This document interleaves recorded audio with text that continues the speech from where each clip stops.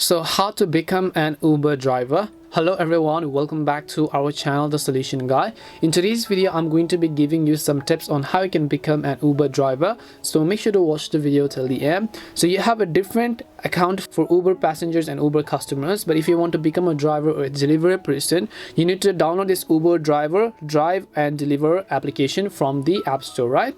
So once you download this application, I'm going to go ahead and then open it.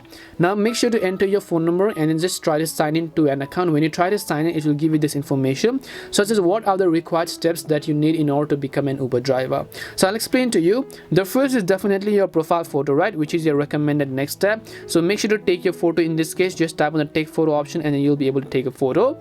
After you've done that, basically the next step is to come back and then you have to simply select your driving license. So select your driving license, take a photo of your driving license, because obviously if you're riding then you need a driving license. Tap on the take photo option, then make sure that is actually connected properly, make sure all the parts are visible, and then you'll be able to upload a photo of your driving license. Now after you've done that, the next thing to do is you need to have your vehicle insurance. If you've not had your vehicle insurance, you will not be able to sign up. So just select the option called vehicle insurance over here, take a photo of your vehicle insurance, take a photo, and then once they do that, Uber is actually going to verify it. After that, you have to select your registered certificate as well, so which is your RC.